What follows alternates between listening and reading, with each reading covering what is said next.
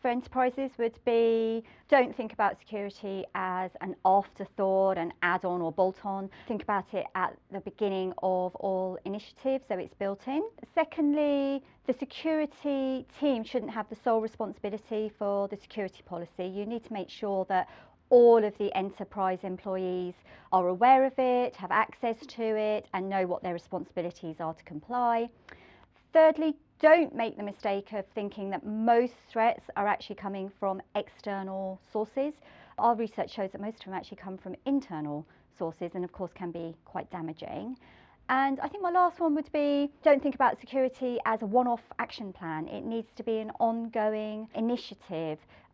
Your business activities are dynamic, the security threat landscape is dynamic, so your security posture, your policy, approach, everything needs to be constantly reviewed and updated so that you're best prepared to meet and respond to threats.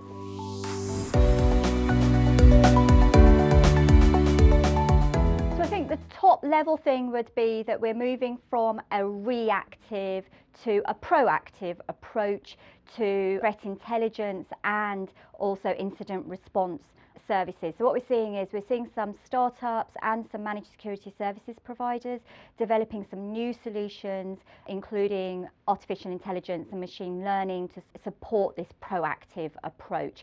So for example, in incident response, you could have some automation of some of that process. But beyond the technology, I think also enterprises are needing to make sure they have a really strong process in place for responding to threats so that everyone knows, their roles and responsibilities in that.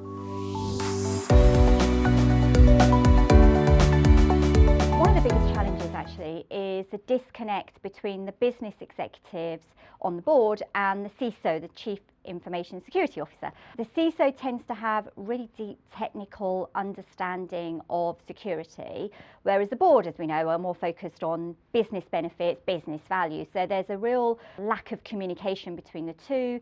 CISO often doesn't secure the investment and the backing that they really need for their initiatives. So the CISO really needs to get better at positioning their cybersecurity requirements within a business context. So it's only when the security and the business are going to come together that enterprises will really be able to have an effective security strategy going forward.